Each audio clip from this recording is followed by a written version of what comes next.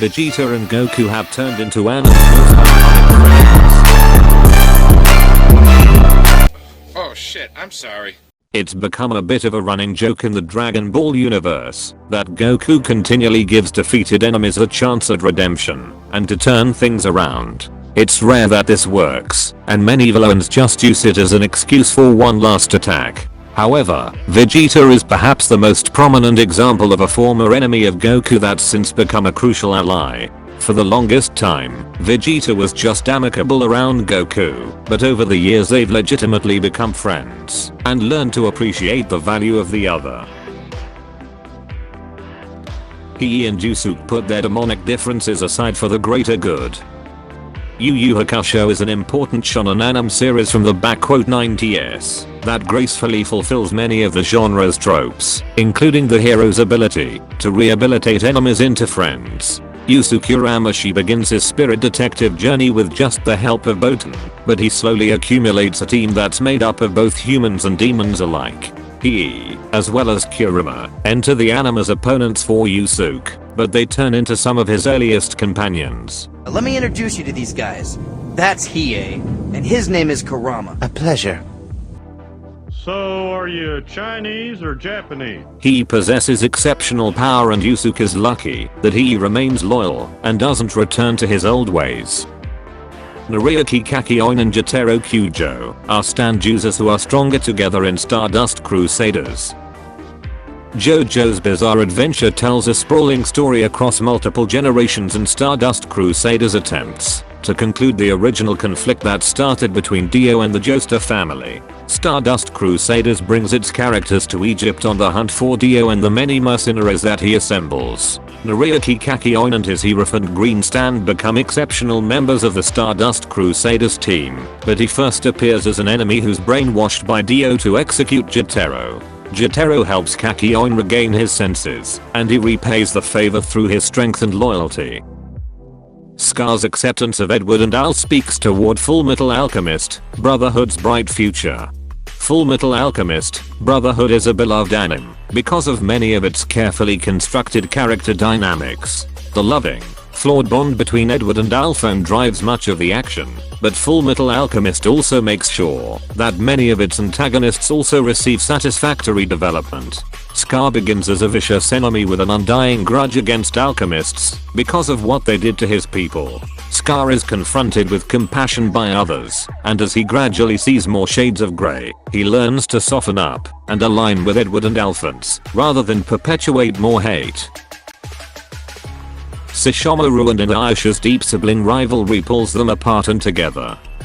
Inuyasha is a curious shonen series that finds a precarious balance between the action-heavy sensibilities of shonen series and the romantic angle that's often present in shoujo material. Inuyasha's tender bond with Kagome is deeply sweet, but the other major relationship with Inuyasha struggles with is his connection with his own brother, Sesshomaru. Sesshomaru has resented Inuyasha since their youth, and how they were played against each other. Sesshomaru remains cold, but he's able to understand the greater good, and he works alongside Inuyasha to take on larger demonic threats, like Neroku, when it's necessary. Gagiel Red Fox finds a purpose when he's welcomed into the Fairy Tail Guild with Natsu. Fairy Tail takes some time for certain characters to click into place, particularly its protagonist, Natsu Dragneel, but there's a surprisingly layered job done with Gagiel Red Fox, a former enemy. Gagiel used to be a member of the Phantom Lord Guild, who actively struck first blood against the Fairy Tail team. The Phantom Lord Guild eventually disintegrates, and Gagiel finds himself without a purpose. In a touching act of compassion, Gagiel is accepted into Fairy Tail, and this faith and responsibility allow Gagiel to truly come alive and apply himself more productively than ever before. Maka shows Krona that life doesn't need to be full of death in Soul Eater. Some enemies are born from rage and can't understand an existence that doesn't revolve around anger, but there are some foes who are victims of circumstance and can't help the villainous path that life leads them down. Soul Eater's Krona is turned into a murderous monster by her abusive mother, and she doesn't understand just how much she's been brainwashed. Krona's first meeting with Maka triggers an epiphany, where Krona suddenly wants to protect others, not hurt them, and finally gains the clarity to question her mother and build new and healthy relationships. Gaara gets pulled into darkness before Naruto opens his eyes. Naruto sometimes loses its way with lengthy filler sagas and a repetitive structure, but the anime does a very good job with its ability to empathize with the enemy. Gaara is a fascinating foe for Naruto because they have a very similar past, only Gaara didn't experience any acceptance. He's treated like a monster and attacked by his own family. Naruto is the first one who's able to show Gaara understanding, and their connection is the push that Gaara needs to turn away from the darkness. Gintoma's Takasugi Shinsuke and Sakata Jintoki have deep history together.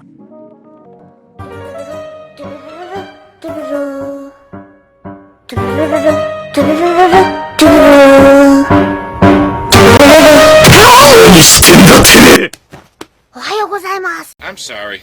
There are very few anime series that can run for more than 350 episodes and actively get better with each new installment, but Gintama somehow makes it look easy. Gintama engages in a lengthy narrative across these episodes, and the first major antagonist is Takasugi Shinsuke, the leader of the Kahita extremist group. Shinsuke has ties to Jintoki's past, which makes their showdown difficult, but helps move them to a place of understanding.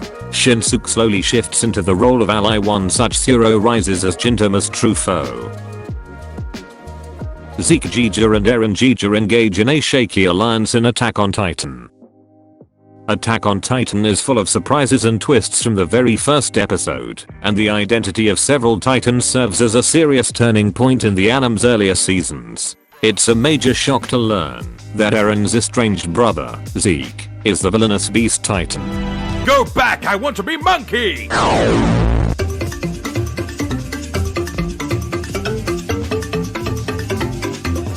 However, an even more surprising turn takes place during the final season, when Eren and Zeke appear to be working together.